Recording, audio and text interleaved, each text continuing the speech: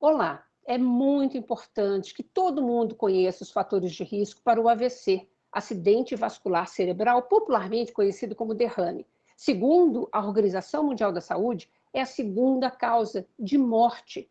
Por isso, a minha convidada de hoje é a doutora Maria Marcales. Eu vou apresentá-la melhor a vocês.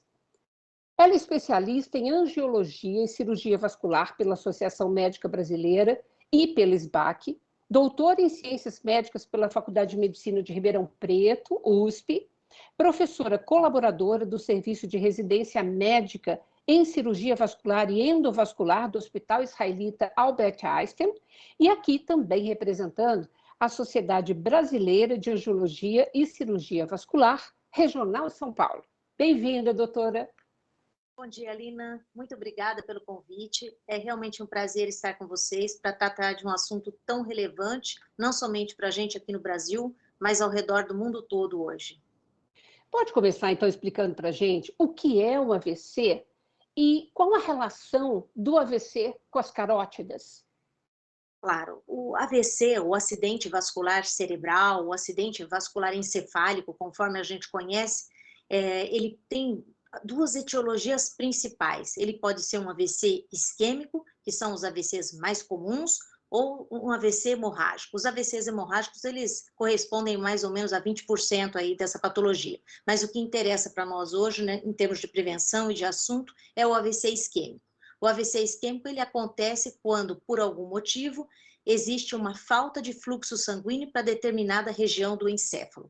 Dessa forma, quando esse fluxo sanguíneo se interrompe, ou por um coágulo que se soltou do coração, ou mesmo por um coágulo menor que se soltou de uma placa carotídea, ocorre a oclusão do vaso e a partir desse momento aquele território do cérebro passa a se manifestar como uma isquemia cerebral. As carótidas, nós temos dos dois lados, é o que leva sangue para o nosso cérebro, é isso? Exatamente. A gente tem duas artérias carótidas comuns, essas artérias comuns que saem aqui da aorta, o vaso grande que está no tórax, elas vão se comunicar dentro do cérebro com uma rede rica de circulação colateral e vão perfundir todo o cérebro e o encéfalo também. As carótidas, elas são como um tubo localizado aqui na região anterior do pescoço, quando mais ou menos no meio da região cervical, elas se bifurcam e se dividem em uma carótida interna e uma carótida externa, e essa carótida interna é a que vai levar a maior parte do fluxo para o encéfalo. Essas carótidas que nós temos, elas podem entupir, é por isso, essa oclusão, o que causa isso? Ao longo da vida, existem uma série de fatores predisponentes, mas até mesmo a idade, a longevidade, faz com que nesse local onde essas carótidas se bifurcam, como eu falei para vocês, tenha-se uma predisposição a se formar uma placa de ateroma, uma placa de gordura, conforme a gente conhece. São vários fatores, além de, logicamente, predisposição pessoal, idade, vários fatores de risco para aterosclerose, como hipertensão arterial, diabetes, dislipidemia, tabagismo, sedentarismo, são fatores de risco que predispõem o acúmulo dessas placas na região de bifurcação carotídea.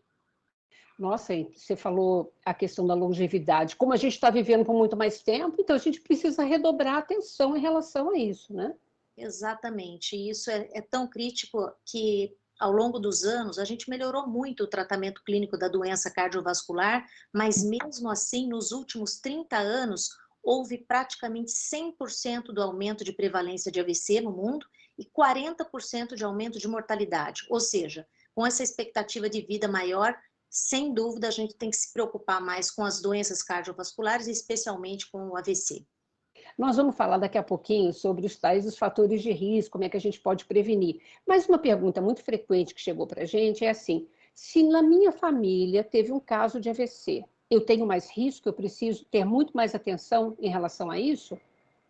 Sim, na realidade esse é um fator que veio até como um critério porque a gente usa para buscar, fazer uma busca ativa da doença carotídea na população. A gente não faz essa busca na população geral, não vale a pena, porque a prevalência da doença na população geral, se você não estratificar por idade nem por fator de risco, não vale a pena. Mas quando a gente começa a selecionar a presença de vários fatores de risco, e um deles é antecedente familiar, você passa a ter uma população com uma taxa de doença aterosclerótica ou de predisposição para AVC muito maior. Então, o antecedente familiar, sim, é um fator importante. Você sempre cita doença carotídea.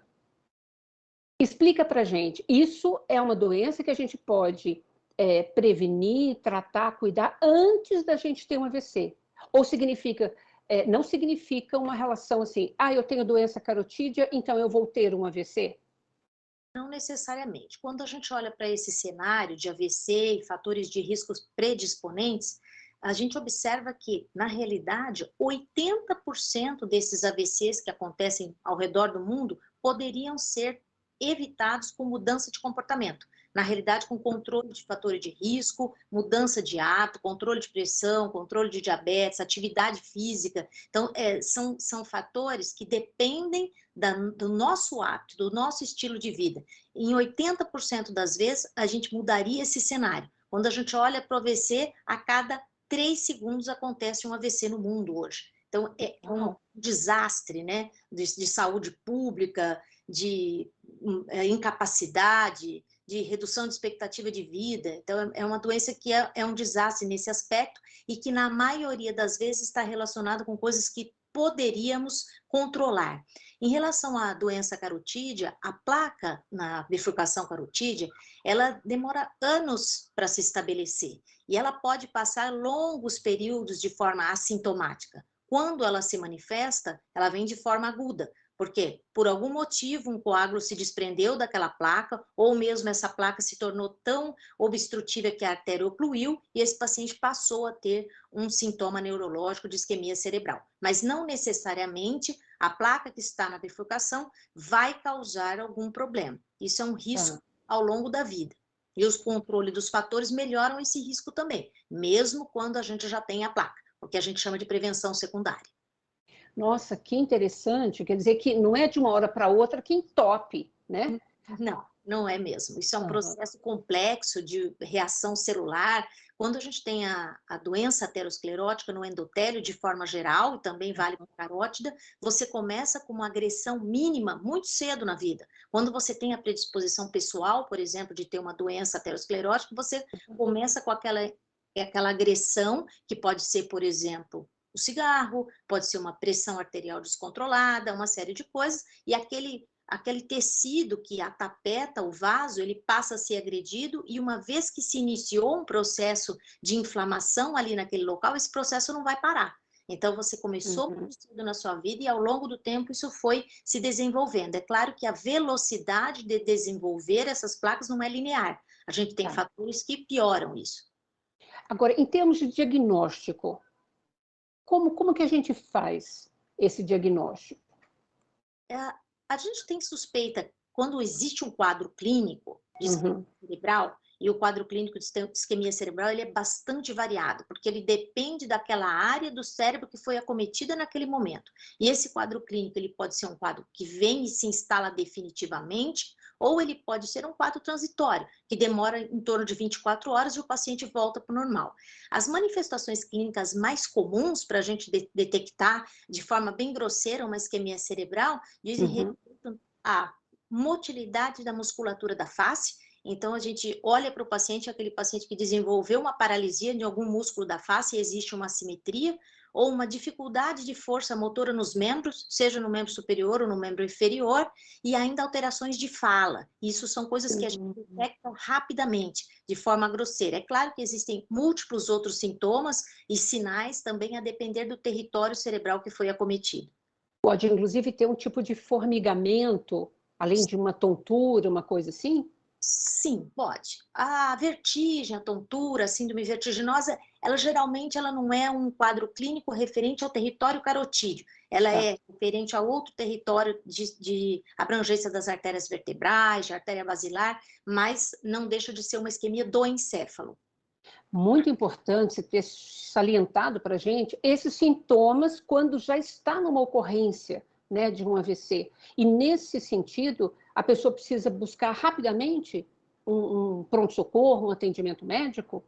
Sem dúvida. Hoje a gente tem uma campanha muito grande para justamente instruir a população para que ela faça a suspeita que um leigo ou um familiar ou um acompanhante ou alguém na rua que atenda uma pessoa que passou está passando por esse episódio isquêmico, que saiba fazer uma suspeição, que saiba identificar e imediatamente entre em contato com o socorro, porque o tratamento dessa doença é tempo dependente. A gente tem uma janela ideal de tratamento desses pacientes. A depender do grau de isquemia e da necessidade de cada um, essa janela é variável, mas a pressa é sempre presente. Eu queria saber sobre as principais sequelas de um AVC. Lidar com as sequelas de um AVC talvez seja um dos maiores desafios aí de saúde pública hoje, para inserir esse paciente que fica com uma sequela e introduzir ele novamente na sociedade, eventualmente no mercado de trabalho. A sequela de um AVC depende exatamente do território em que esse encéfalo foi acometido. Você tem uma falta de irrigação, essa célula do encéfalo, ela deixa de atuar da maneira como ela estava preparada para atuar. Lógico que existe uma plasticidade do encéfalo e existe uma recuperação que acontece aí. E essa recuperação, ela é tempo dependente, mas ela é estímulo dependente. Daí entra a importância da reabilitação. A gente tem um entrave muito grande ainda nesse processo de logo reinserir esses pacientes. A gente sabe que tem uma vantagem imensa de você já começar a reabilitação do paciente com 24 a 48 horas depois da isquemia. Faz toda a diferença, né? Em termos de tratamento, como é que a gente trata hoje a questão de um acidente vascular cerebral? Você tem a situação da prevenção, que a gente conversou até agora, a respeito do controle dos fatores de risco, o uso de determinados medicamentos, e a partir do momento em que o quadro se instalou, naquele evento agudo da isquemia, você direcionar esse paciente, de preferência, para um centro capacitado para atender. É importante que você faça o direcionamento direto para um centro capacitado para atender um AVC, e geralmente as unidades de emergência, o SAMU, as remoções estão preparadas para identificar quem está habilitado a atender esse paciente. Por um motivo: esses pacientes, a depender da extensão da isquemia, do tipo de isquemia, de algumas particularidades, esses pacientes vão entrar num tratamento não somente de suporte clínico, com controle da pressão, com oxigenoterapia, medida de glicemia, hidratação, mas sim com uma medida mais ativa, que pode ser feita ou por uma trombólise endovenosa, ou mesmo por uma trombectomia mecânica, para remover esse coágulo que eventualmente esteja obstruindo algum grande vaso. Ou seja, nós estamos falando aí, então, com esses nomes mais complicados técnicos, nós estamos falando de processo cirúrgico, de uma cirurgia?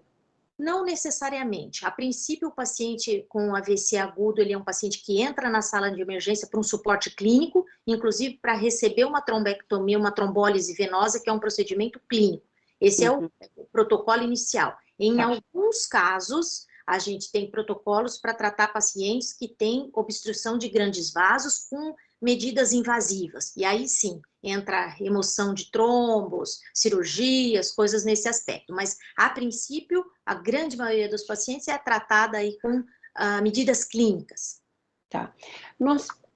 A sociedade tem algum tipo de estudo que mostra para a gente que um socorro imediato de um AVC, qual a porcentagem que são sequelas menores e que a pessoa volta para uma vida praticamente normal, e as que ficam realmente comprometidas?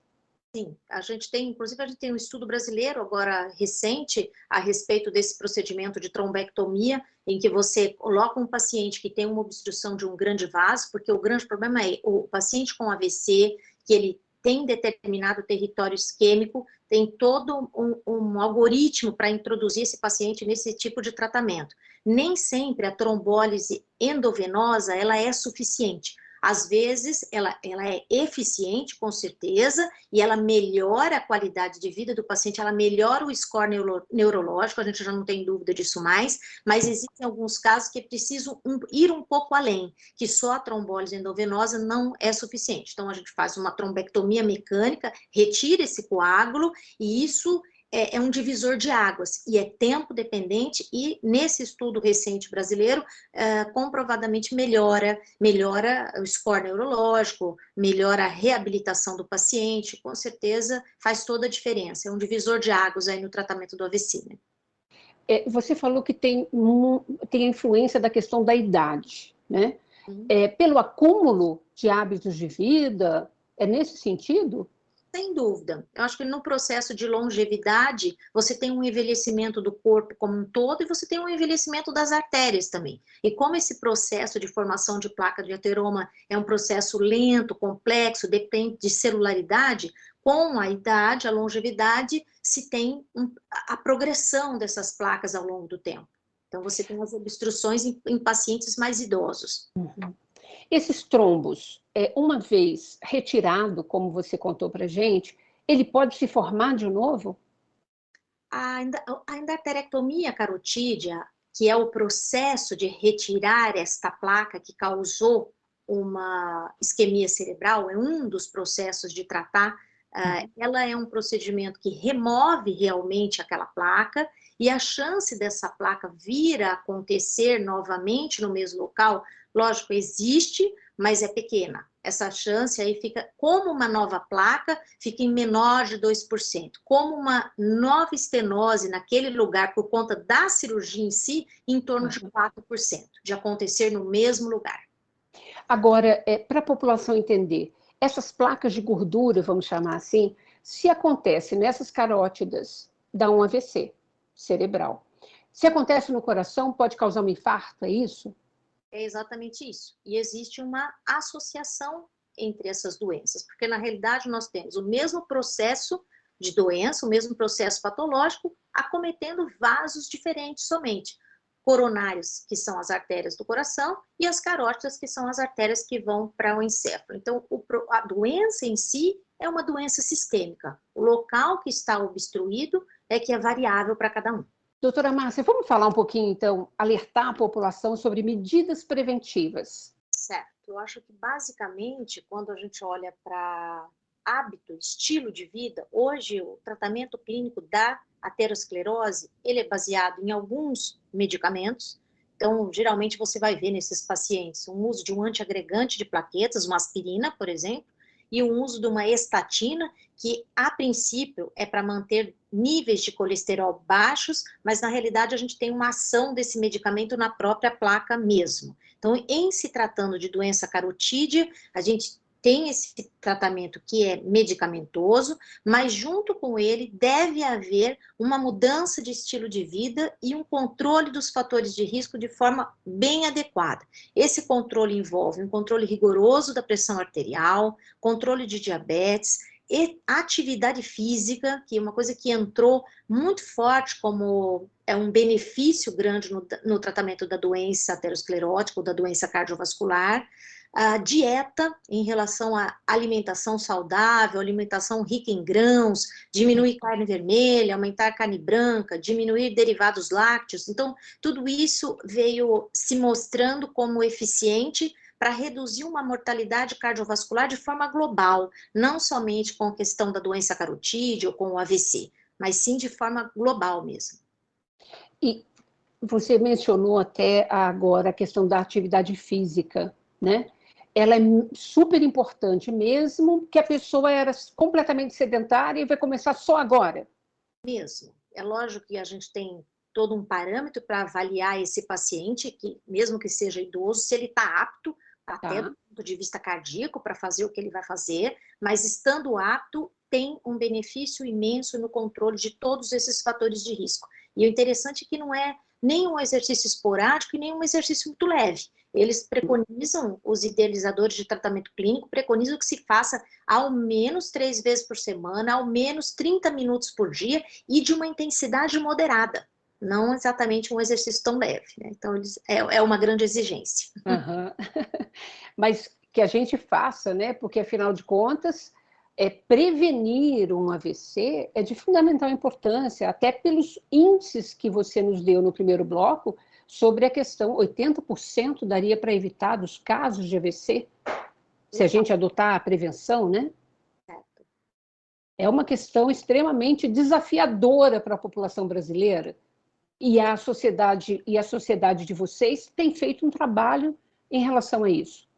Com certeza. Faz parte, acho que o grande movimento da Sociedade Brasileira de Angiologia e Cirurgia Vascular é educacional, claro, e assistencial também, para melhorar a qualidade do serviço que a gente presta, a celeridade com que se atende esse paciente, com que se trata. Eu acredito que existe um esforço conjunto nacional para que isso melhore. Olha, algumas pessoas encaminharam perguntas para a gente também em relação à questão da idade. Então, assim, pode ocorrer um acidente vascular cerebral em pessoas jovens, no adulto jovem também? Pode. Isso foi uma coisa que aumentou muito ao longo do tempo. Talvez a faixa etária que tenha ganhado mais visibilidade com o aumento de AVC foram os pacientes mais jovens. Só que a fisiopatologia da isquemia cerebral, ou seja, o mecanismo com que ela ocorre, é um pouco diferente na população mais jovem. Em relação à idade, você terá a partir de 65 anos é que você começa a se preocupar em pesquisar doença aterosclerótica na carótida, por exemplo, tá? Os pacientes mais jovens, a gente vê traumas, inflamações, embolias, que é a questão do coágulo soltar da câmara cardíaca e ir para a cabeça, por conta de arritmias, por conta de uso de droga. Então, você vai vendo já uma maneira da doença se manifestar, é a mesma, mas a que causou é diferente. Ai, que ótima explicação. Nós estamos chegando ao final do nosso programa. Eu queria um recado final seu. Por favor, doutora. O meio maior que a gente tem para tratar com as patologias que são tão complexas do ponto de vista epidemiológico, do ponto de vista de saúde pública, é educação, é educar, é fazer isso que você está fazendo aqui. Na realidade, o mérito é esse, de transmitir a informação em grande escala para que as pessoas possam entender daquilo que se trata e elas mesmas atuarem em benefício próprio. Então, acho que a grande mensagem é: vamos trabalhar com educação de forma incessante, porque a gente consegue. Ai, perfeito. Para encerrar mesmo, eu quero saber o seguinte: quando é que a gente tem que procurar um médico da sua especialidade, da angiologia? Sim, o cirurgião vascular, ele é um médico terciário, né? Ele não é como o cardiologista, não é como o ginecologista, que o paciente está sempre ligado. Geralmente, o paciente vem referenciado, ou do cardiologista, ou do clínico, ou de um outro especialista. Mas, de fato, para a demanda espontânea para o cirurgião vascular, é a presença dos fatores de risco, conforme a gente disse. São fatores muito importantes para se notar: antecedente familiar, antecedente pessoal e outras lesões obstrutivas, por exemplo, doença coronariana que já tem diagnóstico, já teve um infarto, já teve angina, já fez um procedimento. Esse paciente, ele é um paciente que tem que vir ao cirurgião vascular para fazer um acompanhamento. Outras artérias, sim. Muito obrigada, viu, pela sua participação. Foi incrível, doutora. Obrigada, bom trabalho para você. Obrigada a você também que nos acompanhou até aqui. Se você quiser rever esse programa ou qualquer outro aqui produzido pela Rede Câmara, inscreva-se no nosso canal no YouTube, nos acompanhe nas redes sociais. Rede Câmara São Paulo, sua conexão com a política da cidade. Beijo grande, até a próxima.